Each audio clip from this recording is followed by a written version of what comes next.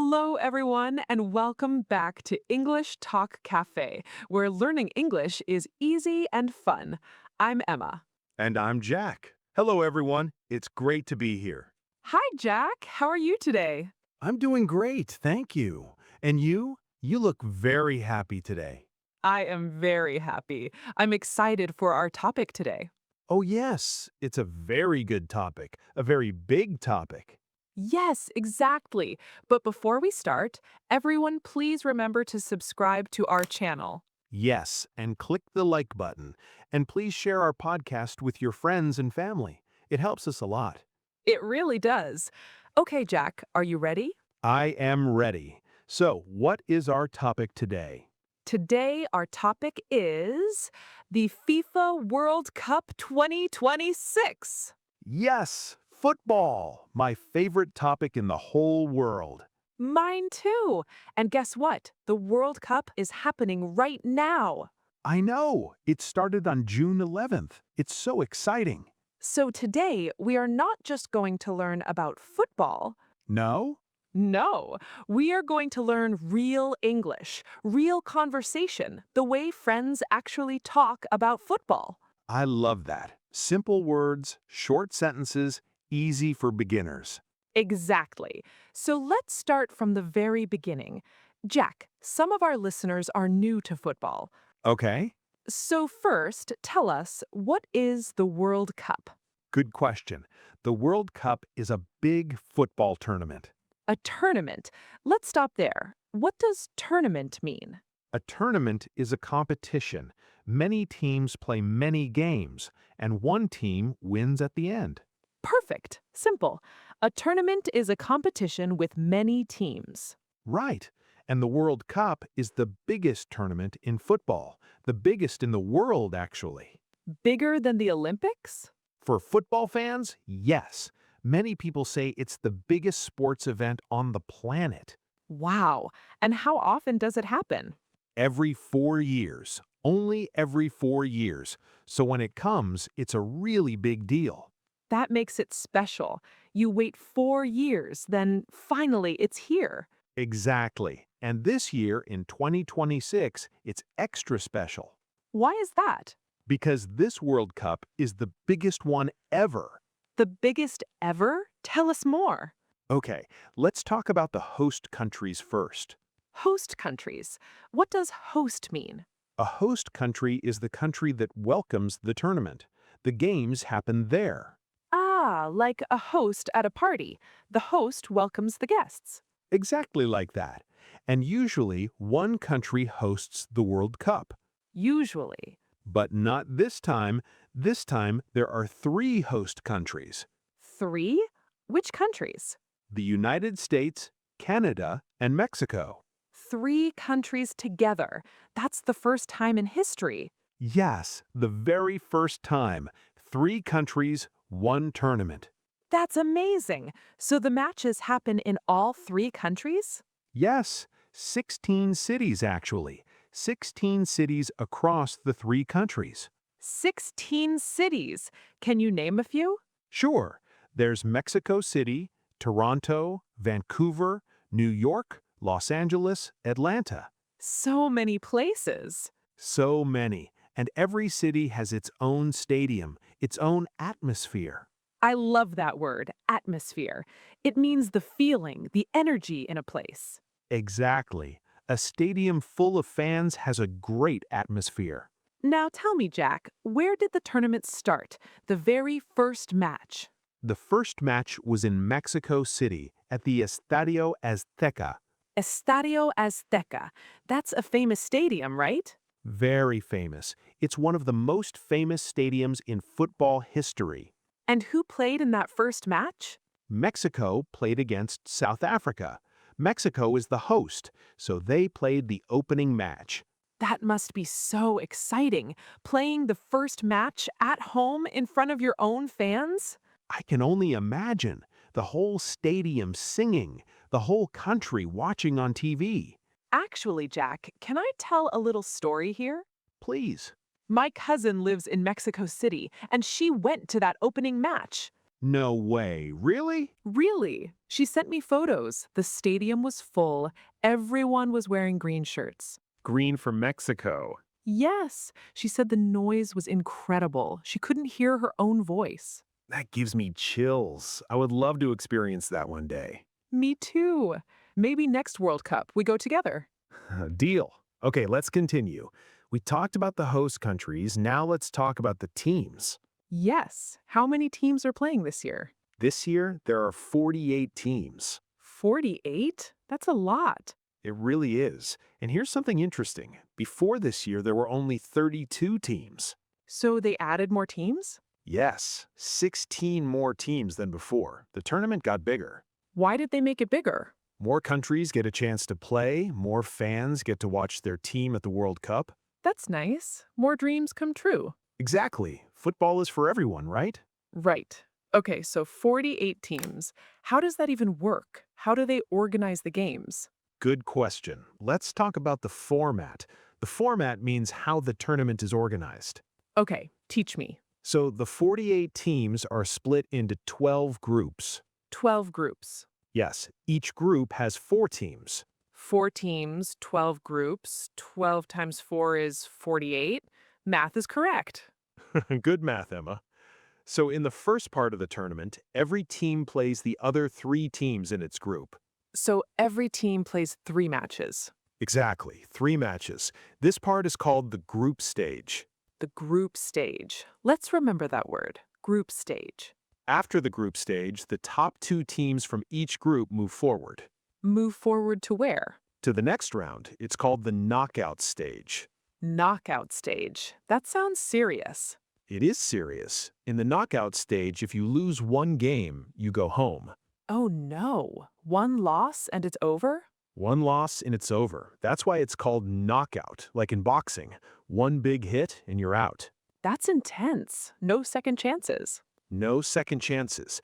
But wait, there's one more interesting rule this year. Tell me. So the top 2 teams from each group qualify automatically. Qualify. That means they earn their place in the next round. Exactly, but also the 8 best third-place teams also get a chance. Wait, what? Third place teams too? Yes, out of 12 groups, the 8 best third-place teams also move to the knockout stage. So even if you finish third in your group, you might still have hope. You might still have hope. That's new this year because of the bigger format. I like that. More chances, more excitement. Definitely, and the knockout stage starts with the round of 32. Round of 32. 32 teams left. Right. Then it becomes round of 16, then quarterfinals, then semifinals, and finally... And finally, the final, the very last match. And when is the final? The final is on July 19th. July 19th.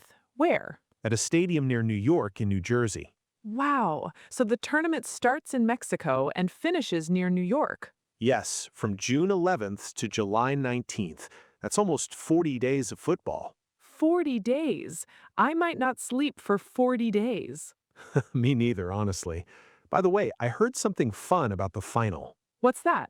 I read that there will be a big music show at halftime, just like American football Super Bowl. Really? Who's performing? I read that Coldplay will be part of the show. Coldplay at a World Cup final. That's huge. It really is. Football and music together. Perfect combination. Okay, so now we know the basics. 3 host countries, 16 cities, 48 teams, group stage, knockout stage, and the final on July 19th. Great summary, Emma. Now let's talk about something everyone loves, the players. Yes, my favorite part. Mine too. So, Emma, who's the defending champion? Do you know? I do. Argentina. They won the last World Cup in 2022. That's right. Defending champion means the team that won last time. Defending champion. Got it. And Argentina has a very, very famous player. You mean Lionel Messi?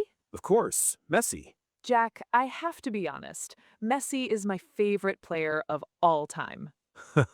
I had a feeling you would say that. He's amazing, and this might be his last World Cup. He's 38 years old now. I read that too. This is his 6th World Cup. Can you believe that? 6 World Cups. That's incredible. And he's very close to a big record, too. What record? The record for the most goals ever scored at World Cups. Wow. So this tournament could be very emotional for him. Very emotional. I might cry, honestly. Okay, but Messi isn't the only legend playing. No, of course not. Tell me about your favorite. My favorite is Cristiano Ronaldo. He plays for Portugal. Ah, here we go. Messi versus Ronaldo, the big football debate. Every English class needs a little debate, right? True.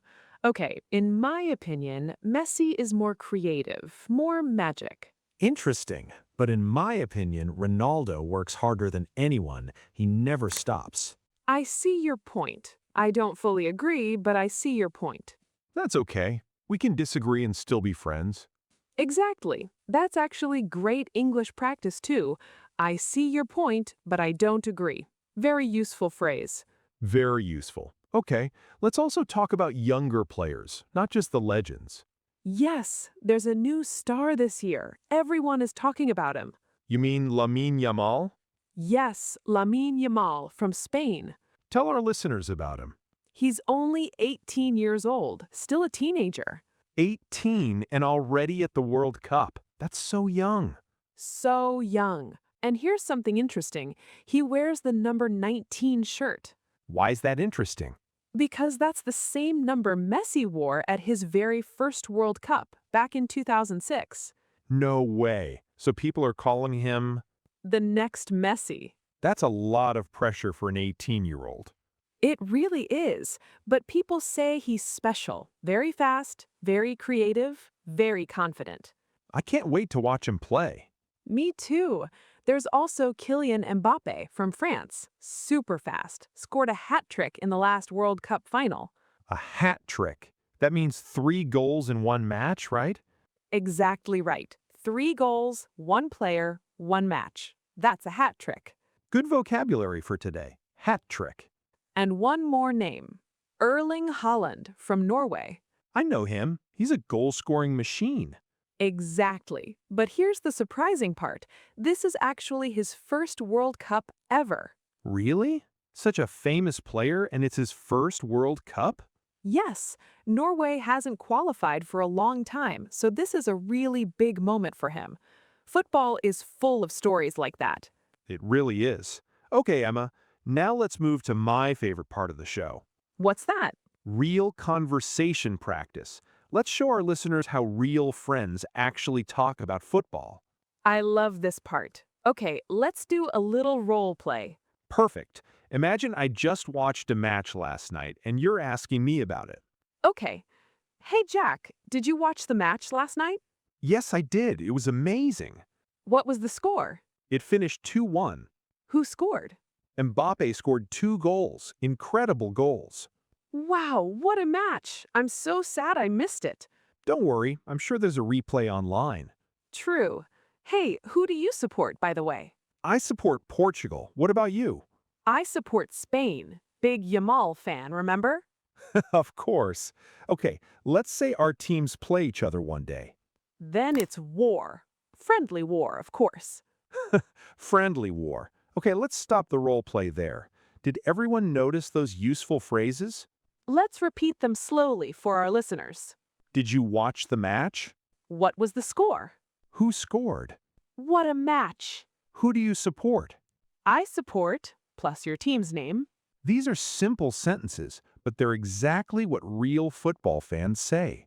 Exactly. You don't need difficult grammar to talk about football, just simple, clear sentences. That's the beauty of it. Football English is friendly English. I love that line. Football English is friendly English. Okay, let's talk about a few more useful expressions, things you'll hear during a match. Good idea. Let's start with goals. When a team scores, people shout, Goal! just like that. Simple and loud. What about a really exciting moment, like a near goal? People say, so close, or what a chance. And if a player makes a mistake? People might say, oh no, or that was unlucky. And if the referee makes a decision people don't like? People say, that's not fair, or are you serious? Very useful for real life. Football brings out real emotions, real English. Exactly. And that's actually a great tip for learning English in general. Tell us more about that, Jack. Well, when you watch football in English, you hear real, natural language, not textbook language. That's so true. I learned a lot of English just from watching matches with commentary. Same here. When I moved to a new country, I watched football with my neighbors. Really? Tell us that story. So I didn't understand much English at first, but every weekend my neighbors watched football together. And you joined them? I joined them. At first, I just watched. I didn't talk much. That's okay. Listening is learning too. Exactly. But slowly, I started understanding words like goal, foul, offside, penalty, Football vocabulary. football vocabulary. And then I started saying small sentences. Nice shot. Bad luck. Come on. Small sentences, big progress. Exactly. After a few months, I was actually having full conversations, all because of football. That's such a great story, Jack. And it gives our listeners a real tip. What's the tip in simple words? Watch football in English. Even if you don't understand everything, listen for simple words first. Goal, pass, shot, foul. Then try to use those words with friends. Even short sentences are great. And don't be afraid to make mistakes. Never be afraid. Football fans don't care about your grammar. They care about your passion. That's beautifully said, Jack. Thank you, thank you. Okay, let's do a quick recap before we finish. A short summary of everything we learned today. Let's do it. So, the FIFA World Cup 2026 has 3 host countries. The United States, Canada, and Mexico. The first time 3 countries host together.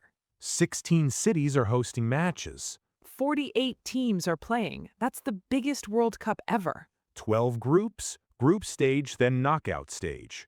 Top 2 teams from each group qualify, plus the 8 best third-place teams.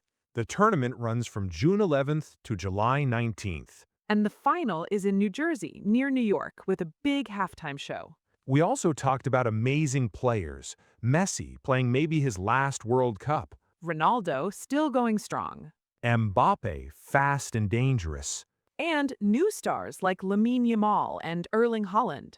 And finally, we practice real football conversation. Simple, natural English. Did you watch the match? What was the score? Who do you support? Perfect. That's a lot of great learning today. It really is. Okay, now it's your turn, everyone watching. We have a question for you. Our comment question of the day. Here it is.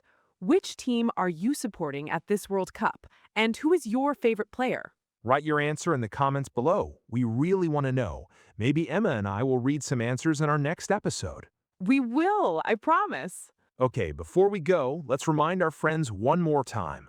Please subscribe to English Talk Cafe if you enjoyed today's episode. Click that like button. It really helps our channel grow. And share this episode with someone who is learning English, or someone who loves football, or both. Both is even better. True. We post new episodes every week with simple, friendly English conversations just like this one. So make sure you don't miss the next one. Thank you so much for spending this time with us today. It means a lot to us, truly. I'm Emma, And I'm Jack. and this has been English Talk Cafe. Keep practicing. Keep watching football. And keep speaking English every single day. See you in the next episode. Bye, everyone.